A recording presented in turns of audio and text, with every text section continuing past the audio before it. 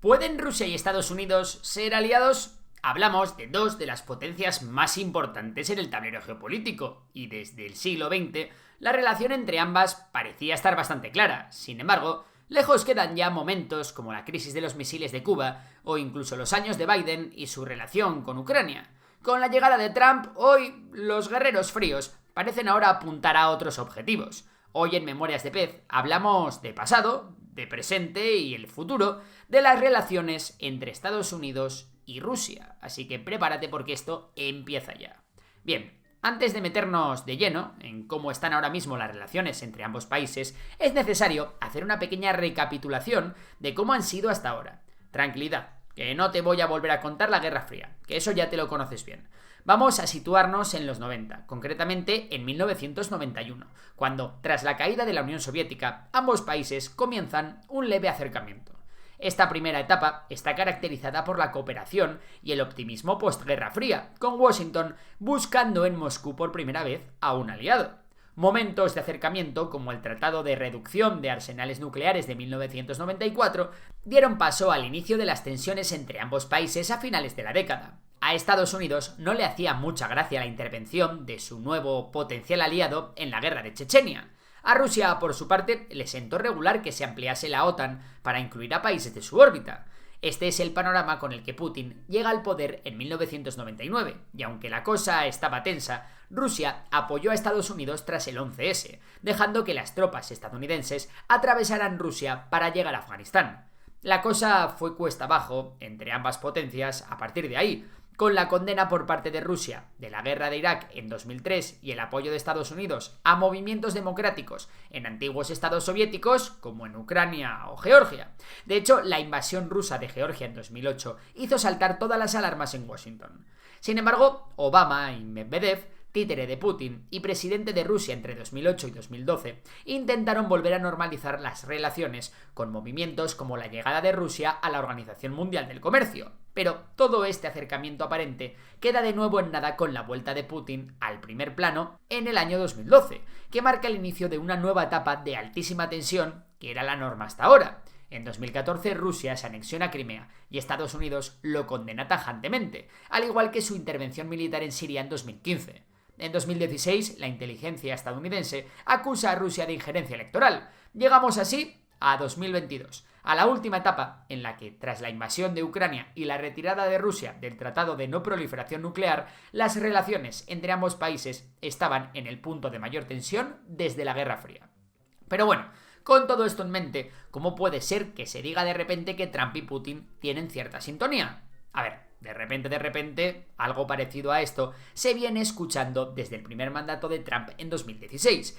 Y es que ya desde 2018, cuando se celebró la cumbre de Helsinki, vimos un acercamiento entre Putin y Trump, donde este último se puso del lado del Kremlin ante las acusaciones de injerencia electoral que te contaba antes. Sin embargo, pese a esta cercanía personal, la administración Trump tuvo el comportamiento esperable con Rusia, condenando las ambiciones imperialistas de Putin e imponiendo sanciones de manera acorde.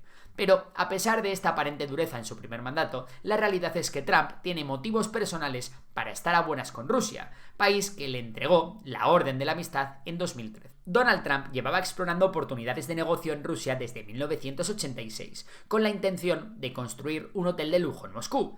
A pesar de múltiples visitas en los años 90 y 2000, sus proyectos no se concretaron debido a problemas legales. Sin embargo, las inversiones rusas en propiedades con la marca Trump en Estados Unidos aumentaron con millones gastados en apartamentos de lujo en Florida. En los 2000, Trump se asoció con Bayrock Group, dirigido por el ruso Felix Sater, para desarrollar bienes raíces en Moscú, pero al final ese tema fracasó. Desde 2016 son conocidas ciertas uniones entre el presidente y algunos oligarcas rusos, incluso antes de ser elegido como candidato. Fue en este momento en el que se puso sobre la mesa la posibilidad de construir una torre Trump en Moscú. Michael Cohen, abogado de Trump en ese momento, confesó en 2018 haber mentido sobre el alcance de las negociaciones de ese proyecto. Durante la campaña de 2016, el propio hijo de Donald Trump, Donald Trump Jr., se reunió con un abogado asociado al Kremlin para discutir estrategias contra Hillary Clinton. Sobre este momento también se filtraron ciertos documentos clasificados del Kremlin en los que se puede ver que Moscú consideraba que una victoria de Trump sería de gran interés para Rusia. Esta es una de las teorías más extendidas en ciertos círculos para explicar el acercamiento entre Rusia y Estados Unidos con Trump en la presidencia. Sin embargo, la administración de Estados Unidos durante el primer mandato de Trump en general se comportó con la distancia esperada a pesar de la cercanía entre Trump y Putin. Pero esto parece haber cambiado. La razón de este giro tenemos que ubicarla dentro de una serie de modificaciones en este segundo mandato del presidente destinadas a dar más protagonismo a la visión del presidente. Lo que más lastró a Trump, en este sentido, durante su primer mandato, fue el control que ejerció sobre él la gente de su entorno. Y con este segundo mandato, Trump ha decidido rodearse de gente muy distinta. Ya desde los nombramientos de su gabinete hemos podido ver acercamientos al Kremlin, con nombres como la directora de Inteligencia Nacional, Tulsi Gabbard, que ha mostrado repetidamente su posición rusófila. Pero, sin duda, el momento fundamental que ha abierto los ojos al mundo respecto a la relación Moscú-Washington ha sido la cuestión ucraniana. Trump llevaba toda la campaña mostrando su descontento por un conflicto en el que, según él, Estados Unidos no pintaba nada, pero nadie podía esperar lo rápido y contundente que iba a ser la presión por un desenlace que aparentemente favorece al bando ruso. Por detrás no están solo los intereses personales y económicos que unen a Trump con Rusia, sino que hay ciertos intereses comunes entre ambos países, al menos en el nuevo orden internacional que parece buscar Trump, sobre todo en torno a dos cuestiones. Una tiene que ver con el apoyo entre los potenciales jugadores principales de una suerte de neoimperialismo en el que las anexiones de territorios por la fuerza vuelvan a estar a la orden del día. Trump ha repetido una y otra vez su deseo de anexionar Groenlandia y convertir a Canadá en el estado número 51, siguiendo el ejemplo de uno de sus héroes personales, William McKinley, el presidente estadounidense responsable de la compra de Alaska.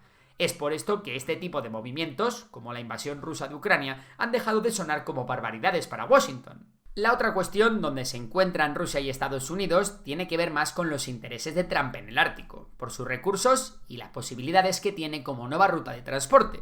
El progresivo deshielo del Ártico ha abierto nuevas oportunidades económicas y estratégicas, lo que ha intensificado la competencia por su control. Rusia, con la mayor línea costera en la región, ya ha militarizado varias zonas y expandido su presencia, algo que Estados Unidos, con Trump, podría ver más como una oportunidad que como una amenaza. ¿Por qué? Bueno, un acuerdo con Moscú en este sentido permitiría a Washington acceder a rutas comerciales emergentes y explotar recursos sin depender de tratados internacionales que limitan su margen de maniobra. Esto, sin embargo, no haría ninguna gracia a China. Pekín se ha autodenominado un estado cercano al Ártico y lleva tiempo invirtiendo en infraestructuras en la región, buscando consolidar su influencia en las rutas comerciales emergentes. Si Washington se alinea con Moscú en este ámbito, podría generar fricciones con China, que vería amenazados sus intereses estratégicos y comerciales en una zona clave para su expansión global como es el Ártico. Además, no podemos olvidar que Estados Unidos tiene un interés fundamental, el Océano Pacífico. Los tiempos en los que la expansión de la OTAN al este de Europa suponían una necesidad estratégica fundamental para Washington han quedado atrás. Trump sabe muy bien que el tablero de juego contra China, el nuevo competidor de los Estados Unidos, está en las aguas del Pacífico y que Rusia ya no es el enemigo principal. Por otra parte, Trump tampoco tiene especial apego a los valores democráticos occidentales europeos, así que, oye, si los europeos se rearman y se encargan de frenar a Rusia sin ayuda americana, mejor que mejor para Trump y para los Estados Unidos, que podrán enfocarse en su guerra con China. En conclusión, Trump ve en Moscú una forma de legitimar una nueva política que a él le viene bien, tanto dentro como fuera de su país. De puertas para afuera se valida el imperialismo y el expansionismo como herramientas de poder en un nuevo orden mundial. De puertas para adentro se da cancha a un régimen dictatorial autocrático y eso le habilita para jugar su juego antidemocrático en Estados Unidos. Pero a pesar de lo claro que parece todo viendo esto, la idea de una alianza entre Rusia y Estados Unidos bajo Trump también tiene ciertos obstáculos. En primer lugar, el sistema político estadounidense y su aparato de seguridad mantienen una postura tradicionalmente hostil hacia Moscú. El Congreso, independientemente de la administración de turno, ha impulsado sanciones contra Rusia y considera a Putin una amenaza para la estabilidad global. Aunque ahora Trump parece tenerlo controlado, no podemos olvidar el gran poder del Congreso estadounidense. Incluso dentro de Estados Unidos, sectores republicanos ven con preocupación una posible influencia rusa sobre Trump. Otro tipo de dificultades tiene su origen en el ámbito comercial. A modo de ejemplo, un punto clave en las tensiones entre Rusia y Occidente ha sido la venta de gas a Europa. Históricamente Rusia ha usado su suministro energético como herramienta de presión política, algo que Estados Unidos ha intentado contrarrestar promoviendo su propio gas natural como alternativa. Washington ha sancionado proyectos como el Nord Stream 2 para debilitar la dependencia europea del gas ruso. Un acercamiento entre Trump y Putin chocaría con estos intereses, ya que debilitaría el esfuerzo estadounidense por posicionarse como el gran proveedor energético de la región. Por otro lado, los intereses estratégicos de ambos países siguen en conflicto. Rusia busca expandir su influencia en Europa y Oriente Medio, mientras que Estados Unidos sigue comprometido con contener su avance. En este contexto, más que una alianza, esta relación parece ser una conveniencia temporal. Más aún si tenemos en cuenta el contexto de lucha contra China por la hegemonía mundial. Y la pregunta es, ¿qué opinan los aliados de cada uno, de Estados Unidos y de Rusia? El intento de la administración Trump de separar a Rusia de China parece bastante poco probable. Para que esto sucediera, Rusia tendría que superar un siglo de desconfianza con Estados Unidos, abandonar aliados clave como China, Irán o Corea del Norte y depender económicamente de Estados Unidos, algo que parece complicado. A pesar de los esfuerzos de Estados Unidos, Rusia y China reafirmaron su alianza en febrero de 2025, reflejando su compromiso mutuo y la oposición a la influencia estadounidense. La profunda dependencia económica de Rusia hacia China hace improbable un giro hacia Estados Unidos. En 2024, China compró bienes rusos por 237.000 millones de dólares, mientras que el comercio entre Estados Unidos y Rusia apenas alcanzó los 3.500 millones de dólares. China es el principal comprador de energía rusa, y ningún otro mercado, ni siquiera Europa, puede sustituirlo. Además, las alianzas de Putin, como la de Corea del Norte, son cruciales para su guerra en Ucrania. A diferencia de la estrategia de Nixon con China en 1972, el panorama actual mantiene a Rusia firmemente alineada con China. Y si por el lado de Rusia hay que ver qué piensa China, por el lado de Estados Unidos hay que ver qué piensa de esto la OTAN, porque tampoco parece muy conforme. La OTAN nació con el propósito de conseguir la paz duradera a través de la puesta en común de la defensa de sus socios, algo que parece hacer aguas viendo la postura de Trump con la guerra de Ucrania. Y es que, aunque Ucrania no sea un miembro de la OTAN, sus fronteras están cerca de otros que sí lo son. Y si bien antes parecía seguro que un ataque sobre uno de los miembros era un ataque sobre todos, este nuevo Estados Unidos tan cercano al Kremlin no parece el socio fiable de antaño. Los esfuerzos por el rearme europeo son la señal clara de que la defensa de Estados Unidos ante un posible ataque de Rusia ha dejado de estar asegurada. En conclusión, las relaciones entre Estados Unidos y Rusia han sido históricamente difíciles y cambiantes, oscilando entre la cooperación y la confrontación, pero con mucha más confrontación. Con el regreso de Trump, el panorama ha dado un giro inesperado, con un acercamiento a Moscú que genera inquietud entre aliados tradicionales como la OTAN. Sin embargo, la influencia de China y la dependencia económica de Rusia hacen poco probable una verdadera alianza entre Washington y el Kremlin. Más que una unión estratégica, este acercamiento parece responder a intereses personales. Y es que el putinismo y el Make America Great Again tienen ciertas señas de identidad que son similares. Y esto es todo por hoy. Si te ha gustado el vídeo, más te gustará nuestro curso de geopolítica de la cumbre, que he hecho con Fonseca del canal Solo Fonseca. Te dejo el link en la descripción. Por lo demás, un saludo y hasta la próxima.